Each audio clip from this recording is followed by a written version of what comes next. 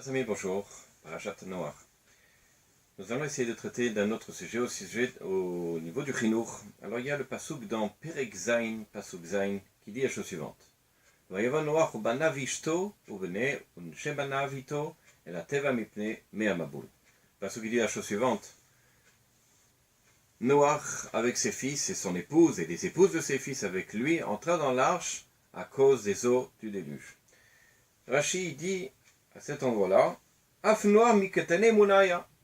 Et même Noach, il avait, on va dire comme ça, petite émouna, petite confiance en Hachem.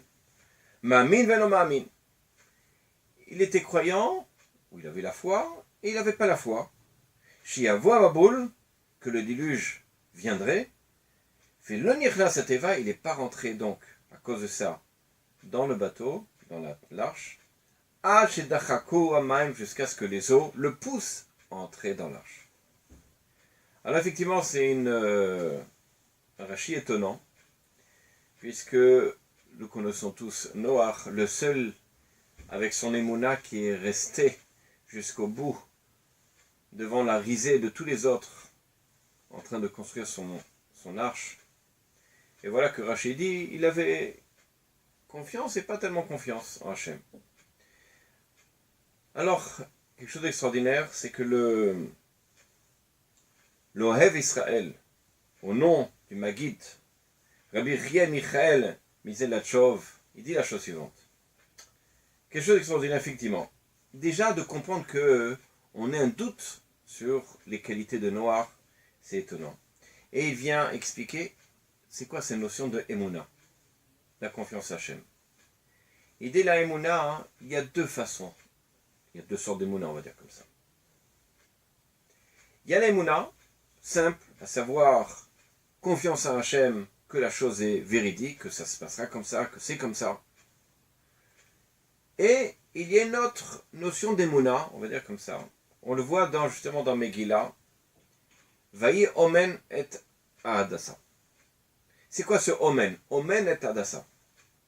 Il dit comme ça, omen, ça veut dire dans le sens de continuité, grandir avec cette idée-là de Emouna. Pourquoi?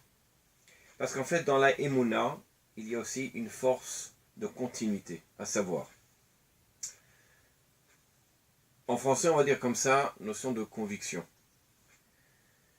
C'est le fait que lorsque j'ai confiance à Hachem, j'ai la Emouna, j'ai la confiance de ce qui va se passer, une confiance totale.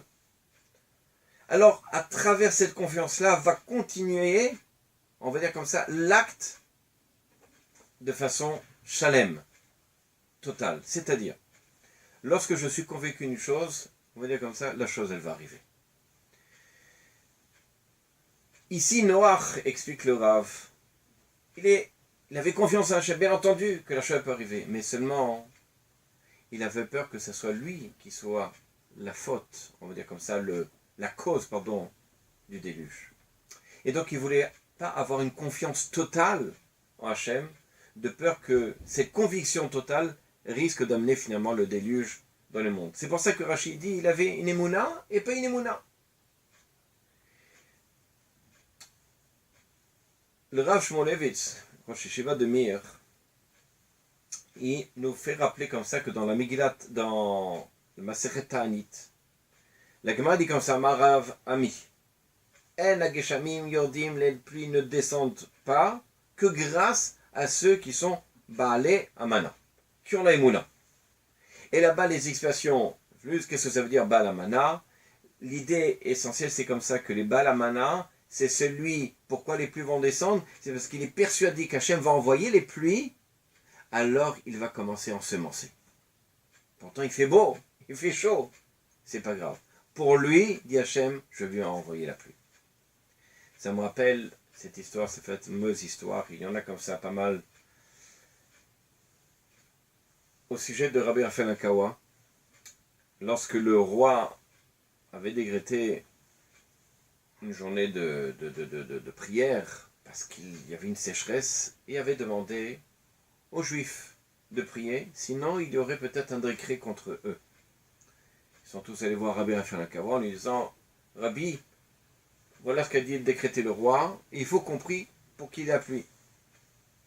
Rabbi Raphaël Akawa, il a réuni tous ses fidèles dans la choule. Il leur a dit, demain, on va là tous aller prier sur la tombe d'un tzaddik là-bas au cimetière. Vous venez tous avec vos imperméables et vos bottes. Pourtant, il faisait beau, très beau, il faisait chaud. Quelles bottes et quel kawaii ils allaient mettre. Mais tout le monde avait confiance en Rabbi Raphaël Akawa. Et comme ça, le lendemain, ils sont partis tous. Comme ça, des centaines de personnes au cimetière prier et demander la pluie sur la tombe d'un tzaddik. Et à peu près 1 heure de prière ont fait que le ciel s'est rempli de nuages et qu'il y a une averse extraordinaire, une pluie immense, au point où justement ils avaient eu besoin des bottes pour pouvoir retraverser le cimetière puisqu'il y avait de l'eau qui montait jusqu'au mollets. Pourquoi? Il y a la sur des Mouna, Bezat Hashem, je suis Ma'amin B'Hashem, j'ai confiance à Hashem, il va apporter la pluie, il va amener la pluie. Mais l'autre chose, c'est d'être convaincu de ça. Alors agis.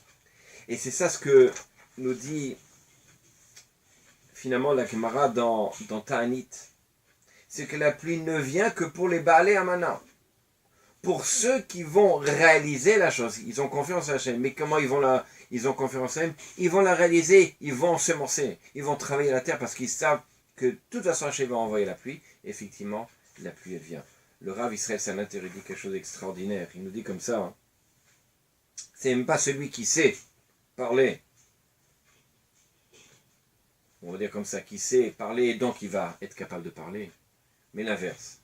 C'est celui qui parle alors qu'il va être capable de savoir qu'il peut parler. C'est-à-dire, il dit comme ça, ça n'est pas d'être capable de savoir qu'on peut faire quelque chose. Fais-la et alors tu verras que va se dévoiler en toi hein, toutes les capacités qui sont cachées en toi. Le chinour, c'est la même chose, au niveau de l'éducation. Effectivement, nous, en tant que parents, en tant qu'enseignants, nous devons donner aux enfants la conviction qu'ils vont réussir. On a souvent cette façon de voir quand les enfants ils reviennent avec une mauvaise note, tout ça, qu'est-ce que tu vas faire, qu'est-ce qu'on va faire avec toi, Ces expressions-là négatives font que finalement l'enfant perd sa confiance en lui, et c'est la pire des choses. Un enfant il ne réussira pas. Et alors on sera convaincu que, effectivement, il ne réussira pas. À l'inverse, au contraire, nous donnons toutes les chances à l'enfant. On est convaincu. Il faut montrer vraiment de façon totale que cet enfant-là, il va réussir. Je suis sûr que tu vas réussir. Il n'y a pas. C'est comme ça. On va travailler, on va faire ensemble. Mais je sais que tu as énormément de qualités. Lui donner énormément de confiance et d'être convaincu de ça. Lui montrer que tu vois, tu es capable. Tu vas voir, tu vas y arriver, etc. Ces façons d'agir sans arrêt positive vont lui donner une confiance en lui qui finalement, même si cet enfant n'a pas de grande, on va dire comme ça, capacité en lui, vont se dévoiler finalement en lui véritablement des capacités qu'il ne pensait pas. Les Hachem qu'on puisse justement donner la confiance à nos enfants et que vous verrez, vous serez impressionné du résultat. C'est une ségoula. Donnez confiance aux enfants, soyez convaincus. Chaque enfant il a une capacité énorme. Rabbi Nachman de Breslev, comment il est devenu comme ça, j'ai vu une anecdote. C'est que une fois, Chazé Shalom, sa maison a brûlé, il était jeune, et il a commencé à enlever tous ses meubles, tout ce qu'il avait à l'intérieur. Et les gens ont dit, mais vous étiez combien à enlever tout ça? Il dit, mais j'étais seul. Il dit, mais comment est-ce possible? Et là, il a compris, Rabbi Nachman de Breslev. Il a dit, on doit tous avoir dans la tête cette notion que on a une incendie dans la tête. C'est comme si on avait le feu. Et alors, on va développer des capacités énormes que nous n'étions même pas au courant. Les autres Hachem, je vous souhaite Shabbat Shalom et à bientôt.